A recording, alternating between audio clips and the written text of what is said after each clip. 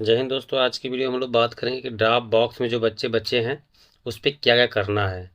क्योंकि अब जो है सितंबर समाप्त होने वाला है और वो जो बच्चे ड्राफ्ट बॉक्स में हैं अगर इम्पोर्ट नहीं होते हैं तो उनको किस किस कैटेगरी में मार्क किया जा सकता है। आज की वीडियो में हम लोग बात करेंगे।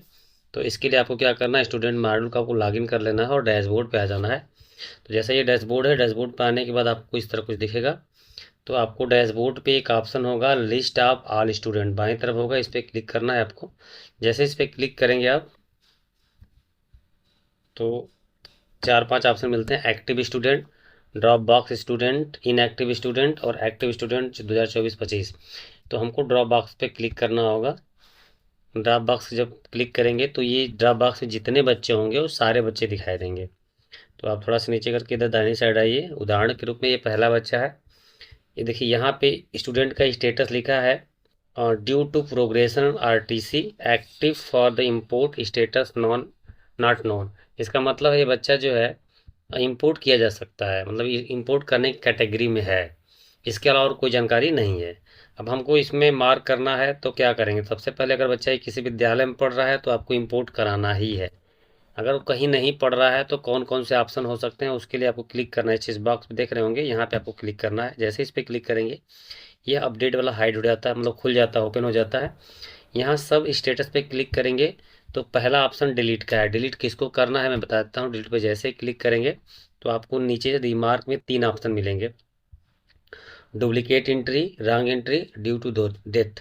इसका मतलब है डुप्लीकेट एंट्री की अगर बच्चा डुप्लीकेट होगा तब करेंगे। डुप्लीकेट जैसे ही करेंगे तो आपको यहाँ पेन नंबर डालना होगा कि किस बच्चे के साथ यह बच्चा डुप्लीकेट है।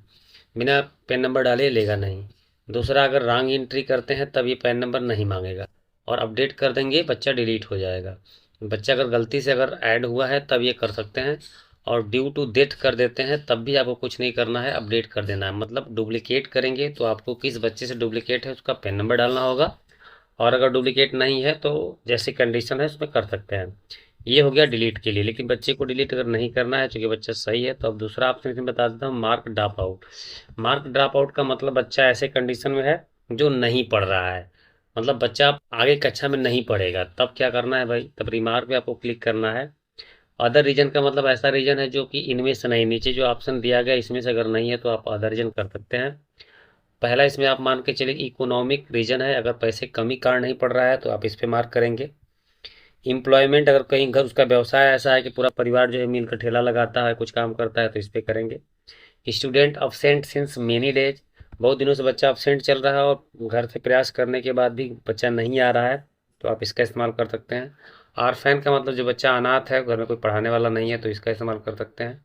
ट्रांसपोर्ट डिफिकल्टी के लिए ये कर सकते हैं, लेकिन हम लोगों के लिए आवश्यक है नहीं। जहाँ पे संसाधन का अभाव है लोग कर सकते हैं। तो ये उन बच्चों के लिए जो बच्चा नहीं पढ़ रहा है। अब आगे हम ऑप्शन करते हैं। देखिए तीसरा ऑप्शन जो है ड्यू टू प्रोग्रेशन, इसको आपको नहीं करना क्योंकि बच्चा ये इस मोड में होता ही है।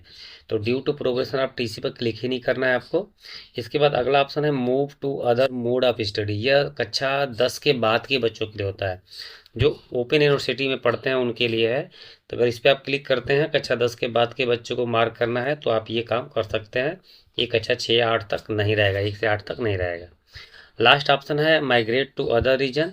अब बच्चा जो है ऐसे कारण पढ़ रहा है, पढ़ तो रहा है किसी विद्यालय में, लेकिन उस विद्यालय का यूडायस नहीं है या ऐसे जगह चला गया है जिसके बारे में जानकारी नहीं है, तो आप ऐसे कर सकते हैं study in other school in same block. अपने ही ब्लॉक के दूसरे स्कूल में पढ़ रहा है जहाँ यूडायस नहीं है तो ये करेंगे।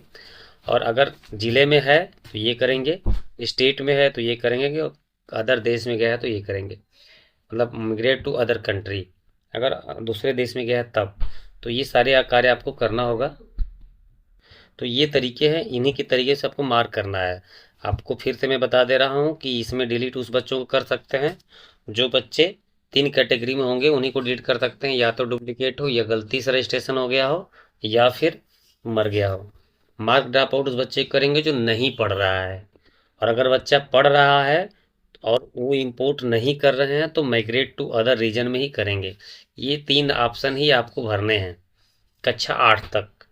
तो अगर आपकी कोई और समस्या है जो आपका सॉल्व नहीं हो रहा है तो आप कमेंट करिएगा। जो बच्चा किसी विद्यालय में पढ़ रहा है अगर वो इंपोर्ट हो सकता है तो उसको इंपोर्ट ज़रूर कराइएगा। धन्यवाद दोस्तों, वीडियो कैसा लगा आप बताइएगा।